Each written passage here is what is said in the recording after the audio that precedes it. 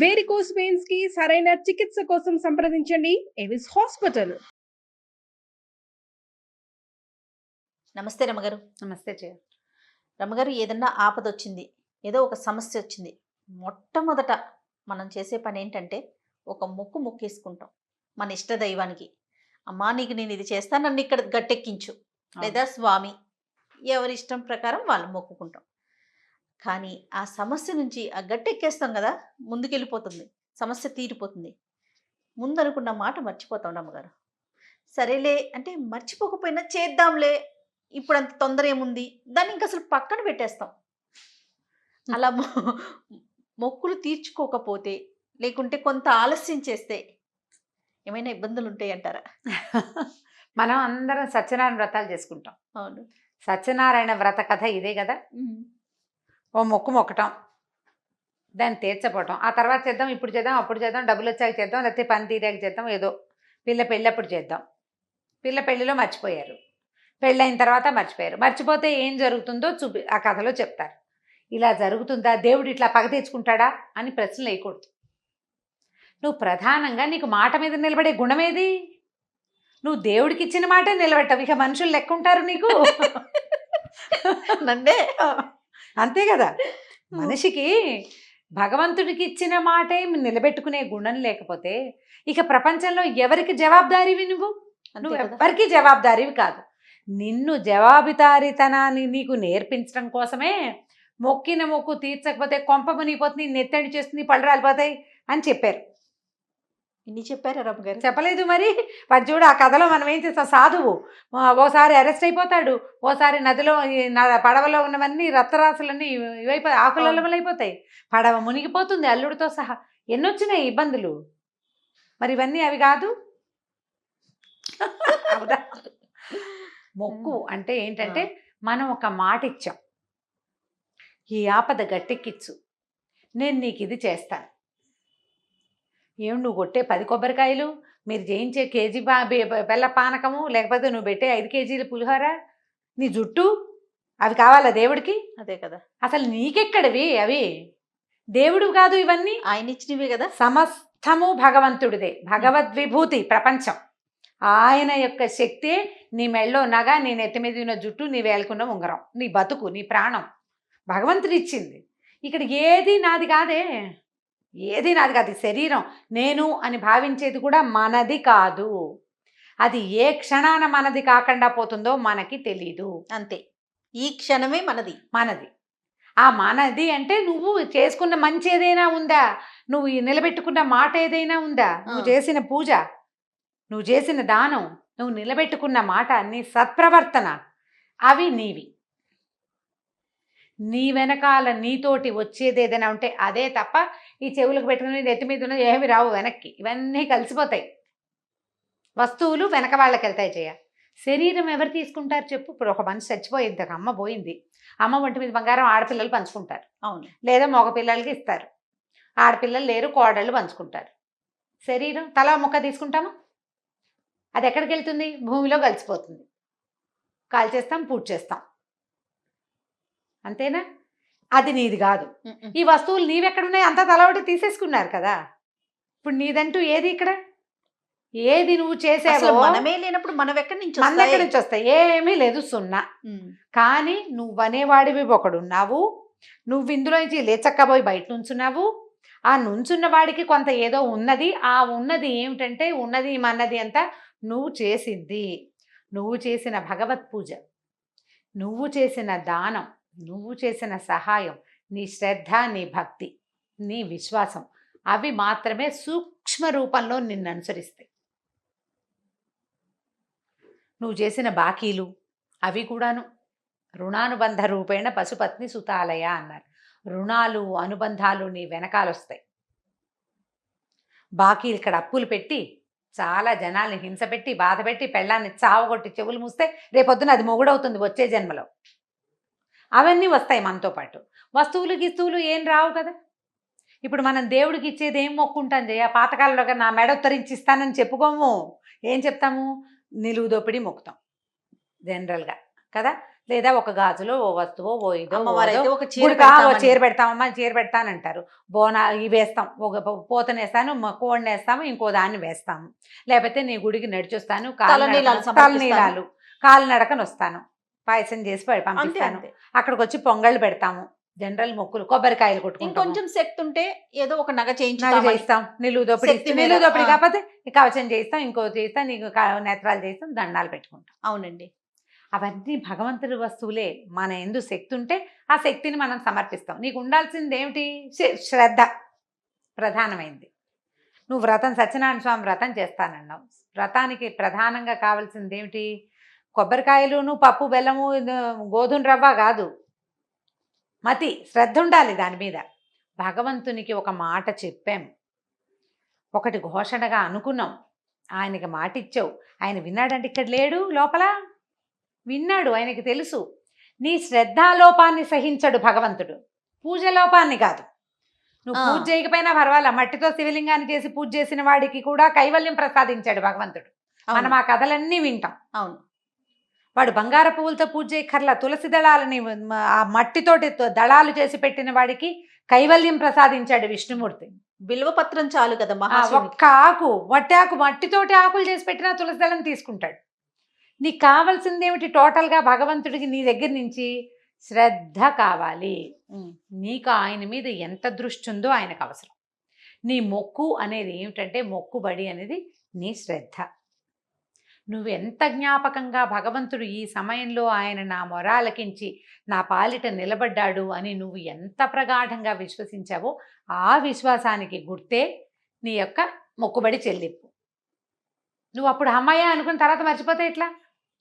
నువ్వు నీలో ఉన్నవాడికే నువ్వు దొంగ నాటకాలు ఆడితే నీ చుట్టూతా ఉన్న ప్రపంచంతో ఎందుకు ఆడవు? నువ్వు మీరు మొదటే చెప్పారు, భగవంతునికి ఇచ్చిన మాటే మనం నిలబెట్టుకోకపోతే ఇంకేం చేస్తాం? పక్కన మనతో ఉండే వాళ్ళకి లేకపోతే సమాజంలో ఉండే వారికి ఏం చెయ్యం, ఏం చేయలేం కదా. కాబట్టి ఇది నిలబెట్టుకోవాలి. ఇప్పుడు మొక్కులు బొళ్ళు మొక్కేసుకుంటాం, ఎలాగండి అంటావు? నీ ప్రశ్న. దాని మొక్కులు మొక్కారనుకోండి, ఎంచక్క రాసి పెట్టుకోండి, మర్చిపోకుండా. నలుగురు దేవుళ్ళని పెట్టుకోకండి, ఒకళ్ళని లేదా ఇద్దరిని పెట్టుకోండి, ఈజీగా ఉంటుంది. నేను నవ్వుతూ చెప్పినా జయ, ఇది ఎంత శ్రద్ధాపూర్వకమైన విషయం అంటే, ఇప్పుడు మనం తీర్చలేదనుకో, ఆయన ఏం చేస్తాడో చేయడో సత్యనారాయణ వ్రత కథలో లాగా అయిపోతుందని కాదు, నీకే భయం వేస్తుంది. వ్యక్తులకి భయం ఏదా? ఇప్పుడు పూజ చేయాలి మానేసాము, ఏదో సడన్ గా మొదట యాక్సిడెంట్ అయినప్పుడు దాన్ని మొక్కావు, ఈ 10 ఏళ్ళు 8 ఏళ్ళు గడిచింది, నువ్వేం చేయలేదు, ఇవాళ ఏదో ముంచుకొచ్చింది, అమ్మో అవాళ చేయలేదు అందుకే ఇది వచ్చింది అనిపించదు? ఖచ్చితంగా మనసులో అదొక లాగా అనిపించేస్తుందండి, దాని ఫలితమే అనిపిస్తుంది ముందు. అనిపిస్తుంది. దేవుడు పగ తీర్చుకుంటాడా? ఏమీ పగ తీర్చుకోడు. నీ మాట నిలబెట్టుకోలేని గుణం ఏదైతే ఉందో అది ఇక్కడ నీకు చూపిస్తోంది. నీ క్రియకి ప్రతిక్రియ. అది ఇంకా మనకి అలవాటు. నువ్వు అద్దంలో చూసి మొహం చూస్తే ఏమవుతుంది? నువ్వు అద్దంలో మొహం చూసుకున్నావు, ఏం కనబడుతుందో చెప్పు? మనమే కనిపిస్తామా? ఇప్పుడు నువ్వేం చేసావు? 10 ఏళ్ల నాడు అద్దంలో మొహం చూసుకున్నావు, దాని మీద ఏదో రాసావు, 10 ఏళ్ల తర్వాత రాసింది పోయింది, నీ ప్రతిక్రియ అక్కడ కనపడుతుంది. అంతే జరుగుతుంది. భగవంతుడు చేయడు అవేవి. నీ యొక్క క్రియకి ప్రతిక్రియే మనం అనుభవిస్తాం. ఒకవేళ అనుభవిస్తే, అనుభవించాం, నీకు లోపల కించలేదు, కించలేని వాడు బతికేస్తాడు? ఆలోచనే రాదు, వాడికి ఆలోచనే ఉండదు. వాళ్ళందరూ బతికేయట్లేదండి, అమెరికాలో మనలాగా మొక్కులు ముక్కోరు, వాడు అలా బతకలేదంటే బతుకుతాడు. వాడు కుక్క అవుతాడో, పంది అవుతాడో, పిలుకునవుతాడో వచ్చే జన్మలో వాడికి తెలియదు, నీకు తెలియదు, నాకు కూడా తెలియదు, దేవుడు కూడా తెలియదు. ఆయన ఈ జంజాటంలో పడ్డావు. నిన్ను పుట్టించే ప్రయత్నం ఆయన ఏం చేయడు, నిన్ను పుట్టించే ప్రయత్నం మనమే చేసుకుంటాం, మనని పుట్టించేది. ఇప్పుడు నువ్వు చేసిన సత్కర్మ కుకర్మాల ఫలితమే రేపు నీ మరుసటి జన్మ. ఇవాల్టి నీ జన్మ నీ ముందటి జన్మ తాలూకు ఫలితం. ఇప్పుడు నువ్వు చేసిందే నీ తర్వాత వస్తుంది. ఇది నువ్వు నమ్మితే అప్పుడే నువ్వు మొక్కుతావు. దీని మీద నీకు నమ్మకం లేదనుకో, నువ్వు అసలు మొక్కనే మొక్కవు, నీకు ప్రశ్నే లేదు. అంతే. ఈ తర్వాత పుడతాము, ముందు ఒక జన్మ ఎత్తాము, ఇప్పుడు మనం మధ్యలో ఉన్నాము అన్న ఊహ నీకు లేదనుకో, పైన ఒకడు ఉన్నాడు అనే ఆలోచనే లేకపోతే ఇంకేముంది? అసలు మొక్కులే లేదు. అంతా నేను నా ఇష్టం నేనే అని భావిస్తాం. ఈ నేనే అని భావించేవాడు కూడా ప్రతివాడు లోపల ఏదో ఒక రోజున దేవుడా నాకేమిట్రా ఈ సమస్య అనుకోకుండా ఉండలేడు. God please help me, please save me అనకుండా ప్రపంచానికి వినపడినివ్వడు. వాడి లోపల వాడికి తెలుసు, వాడికి సహాయం అవసరం అవుతోంది అనే సంగతి వాడి లోపల వాడికి ఖచ్చితంగా తెలుసు. అవును. వాడికి హెల్ప్ని పంపిస్తాడు. అడిగిన వాడికే చేస్తాడు దేవుడు, అడగని వాడికి చేయడని అనుకోవద్దు అసలు. అడక్కపోయినా చేస్తాడు. అందుకే దేవుడు కదా. అందుకే కదా భగవంతుడు అనేది. మొక్కినప్పుడు జ్ఞాపకంగా రాసి పెట్టుకోండి. టూ మెనీ మొక్కులు పెట్టుకోపోకండి. తీర్చకపోతే భయం ఇస్తుందమ్మా. భయపడ్డం ఎందుకు? భగవంతుడి పట్ల భక్తి ఉండాలి. దాని వెనకాలే ఉంటుంది, నీడలాగా భక్తి వెనకాల. చేయకపోతే తప్పు అనే భావన, అంతేగాని కొంప మునిగిపోతుంది అనుకోవద్దు. కొంప కాదు మునిగేది, నీకు లోపల కించగా ఉంటుంది. నేను చేయవలసిన పనిని చేయలేదన్న భావన నిన్ను బాధిస్తుంది. అందులోకి వెళ్ళద్దు. ఏదైనా పరానా సందర్భంలో భర్తగా అనారోగ్యం, పిల్లలకి ఏదైనా దెబ్బలు తగిలినాయి, లేదా చదువులు పూర్తి కావట్లేదు, నీకేదో ఇబ్బంది, నీకే మానసికమైన ఇబ్బంది ఉంటాయి కదా, ఒక లిస్ట్ రాసుకో. అది ఆ దేవుడి మందిరం దగ్గర పెట్టు. ఒకటి నువ్వు అనుకున్న పనులు ఒకటి అయ్యాక దాంట్లో ఒక టిక్కు పెట్టుకో. కొత్త మొక్కులు యాడ్ అయితే ఆ కాగితం మీదే రాసుకో లిస్ట్ లాగా. అప్పుడు మొక్కులు చేసేయద్దు, ఏమవ్వదు. ఇప్పుడు ఏం చేయాలి? పాత మొక్కులు తీరకనే ఇంకో కొత్త మొక్కు మొక్కుకోవాల్సి వస్తే పాత మొక్కును జ్ఞాపకం చేసుకుని అదే తీరుస్తాను ఇంకోసారి దండం పెట్టుకో. అతిగా మొక్కులు మొక్కైపోక మన పరిస్థితులను బట్టి, మన వీలును బట్టి మొక్కుకోవాలి. అది కూడా ప్రధానం కదా. అది కూడా ప్రధానం. మొక్కుల్లో సులువుగా మొక్కుకోవచ్చు, సులువైన మొక్కులు మొక్కచ్చు. ఒకవేళ అలా దేవుడికి దండం పెట్టుకోదలిస్తే మనం ఈజీగా చేయగలిగే. ఎలా అండి? 4 చెప్తాను నేను, నా స్టైలు. నీకు చాలా ఇబ్బందిగా ఉంది, 4గురికి అన్నం పెడతానని దండం పెట్టుకో. 10 మందికి వంట చేసి పెడతాను నేనే స్వయంగా. నేను కష్టపడింది, నేను స్వయంగా కష్టపడిన 10 రూపాయలు ఎవరికైనా దానం చేస్తాను. మా ఆయన జేబులోంచి కాదు, అందుకే నేను అని చెప్తాను. అక్కడి నుంచి ఇప్పుడు కొంతకాలం పాటు దేవుడి కోసం ఫలానా వస్తువు తినను, అన్నం మానేస్తానని మొక్కోకనమ్మ, మీ పుణ్యం ఉంటుంది. ఏదో ఓ కూర, ఓ పండు, ఓ పదార్థం, అది మీ ఫేవరెట్ది అనుకోండి. అప్పుడు దేవుడి కోసం మొక్కుకున్న శ్రద్ధ ఉంటుంది. శనివారాలు రాత్రిపూట అన్నం తినకపోవటం చేస్తాం కదా, అట్లా ఇలాంటి వాటికి వెళ్ళండి. మనం చేయగలిగినవి సులువుగా 11 రోజులు రోజు దేవాలయానికి వస్తానని మొక్కు, నడిచెళ్ళు. 2 కిలోమీటర్ల దూరంలో ఉంది, నడిచొస్తా. ఆరోగ్యానికి ఆరోగ్యం, శ్రద్ధకి శ్రద్ధ, భక్తికి భక్తి, మొక్కుకి మొక్కు, అన్నీ కుదిరినాయి కదా. అలాంటివి పెట్టుకోండి. రోజు బాబాగారి దేవాలయానికి హారతి వేళకు అందుకుంటాను. నువ్వు దానికోసం కుదుర్చుకోవాలి. అక్కడే నీ శ్రద్ధ భగవంతుడు గమనిస్తాడు. యూనివర్స్ గమనిస్తుంది, చుట్టూతా ఉన్న ప్రపంచము గమనిస్తుంది నీ శ్రద్ధని.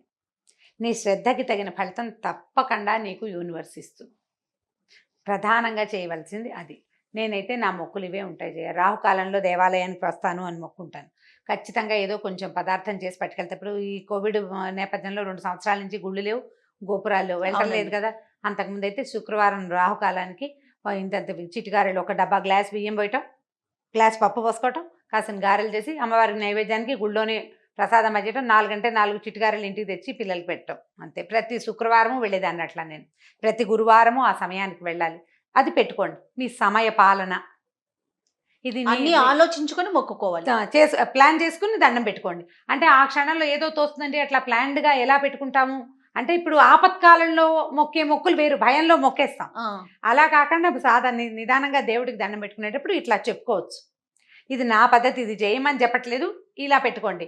ఇందులో మన శక్తియుక్తులు, సమయము, డబ్బు, మన దగ్గర మన ఆర్థిక పరిస్థితి, మనకి ఇతరత్ర సహాయపడే అవకాశాలు జనాలు ఉన్నాయా లేదా, అవి ఆలోచించుకుని ప్లాన్ చేసుకోండి. శక్తికి మించిన మొక్కులు మొక్కేసి అవి తీర్చకపోతే దేవుడు నెత్తని చేస్తాడని భయపడుతూ భక్తిగా ఉండకండి. భక్తిగా ఉండలేనేమోనని భయపడండి, అంతేగాని ఈ భయం కాదు మనకు ఉండవలసింది. ఈ జాగ్రత్త. రమ్మగారు, అమ్మో పలానా రోజు నేను మొక్కుకున్నాను, తీర్చలేకపోతున్నాను, ఏమవుతుందో అన్న ఒక భయం కనిపిస్తూ ఉంటుందండి. మీరు అన్నట్లు వేల్పుల మొక్కులు 1000 ఏళ్ళు అంటారు జయ. ఇలా వేల్పుల మొక్కులు అండి. వేల్పు అంటే దేవుడు, దేవతల మొక్కులు 1000 ఏళ్ళు. ఈ సంవత్సరం తీర్చకపోతే వచ్చే సంవత్సరం తీర్చానని చెప్పుకో. ఈ ఏడాది రాలేపోయాం తిరుపతి, వచ్చే సంవత్సరం వస్తా. ఈ ఏడాది అక్కడెక్కడికో వస్తానన్నా, చేయలేకపోయా, వచ్చే సంవత్సరం చేస్తా. ఈ మొక్కులు ఎవరికైనా చదువుకి సహాయం చేస్తాను, ఓ పిల్లకి పెళ్ళికి సహాయం చేస్తాను, ఓ పిల్లవాడికి ఉపనయనం చేసుకోవడానికి సహాయం చేస్తాను, ఏదైనా హాస్టల్లో ఉన్న పిల్లాడికి ఏదైనా కొద్ది రోజులు నేను చేస్తాను. ఇదివరకు వారాలు పెట్టేవాళ్ళు, వారాల అబ్బాయిలు వస్తుండేవాళ్ళు ఇళ్ళకి. ఆ కాలం కాదు ఇది. ఇట్లా పిల్లల చదువులకి సహాయం చేయటం, అలాంటివి పెట్టుకోండి. మన పిల్లాడికి ప్రాబ్లం, వాడు ఎక్కడో ఫారెన్లో ఉన్నాడు, సరిగ్గా సెటిల్ అవ్వలే, ఏదో ఇబ్బంది అవుతుంది. ఓ భగవంతుడా, ఇంకో పిల్లాడికి చదువుకునే అవకాశం ఇస్తాను, నా పిల్లాడిని సరిగ్గా సెటిల్ చేయి. నువ్వు దీనికి గుళ్ళో డబ్బులు కట్టేసి అక్కడెక్కడికో వెళ్ళిపోయి ఇక్కడెక్కడ ఎందుకు చేస్తావు? ఇంకొక పిల్లవాడికి ఒక జ్యోతిని చూపించు, ఆ జ్యోతి నీ పిల్లవాడికి కనపడుతుంది. ఆడపిల్లలు పెళ్ళిళ్ళు అవ్వట్లేదు, మీకు మన దగ్గర బాగా డబ్బులు ఉన్నాయి, జాతకాల్లో ఏదో సమస్య, ఎవరైనా పిల్లకి మంగళసూత్రాలు చేయిస్తాను, కన్యాదాతకి ఏమైనా ఇస్తాను అని దండం పెట్టుకోండి దేవుడికి. మానవ సేవే మాధవ సేవ. ఇప్పుడు వాళ్ళకి సహాయం ఏమిలా, నువ్వు ఒక చోట దీపం ఏం లేదయ్యా, మన దగ్గర ఒక దీపం ఉంది, మన ఇంట్లోనే పెట్టుకుంటే, తలుపులు వేసుకుంటే మన ఇంట్లోనే వెలుగుతుంది. 4 పక్కల తలుపులు తీస్తే ఈ దీపం బయట వాళ్ళకు కూడా కనపడుతుంది, ఇంకొకళ్ళకి కూడా దారి కనపడుతుంది. అట్లా చెయ్యి, అది నీకు ఉపయోగపడుతుంది. అలాంటి మొక్కులు మొక్కుకోండి ధైర్యంగా. పాత మొక్కులు ఉంటే భయపడకండమ్మా, వేల్పల మొక్కులు 1000 ఏళ్ళు అంటారు, ఫలానా చేస్తాను 4 రోజులు అని చెప్పుకోండి, తీర్చడానికి ప్రయత్నం చేయండి. ఈ మొక్కులు తీరకుండా కొత్తవి మొక్కోకండి, జాగ్రత్తగా. అంతే. రైట్. నమస్తే అండి. నమస్తే జయ. ఇక ఈ వీడియో కనుక మీకు నచ్చినట్లయితే లైక్ చేయండి, షేర్ చేయండి. మరిన్ని ఇంట్రెస్టింగ్ వీడియోస్ కోసం మా ఛానల్ని సబ్స్క్రైబ్ చేసుకోండి.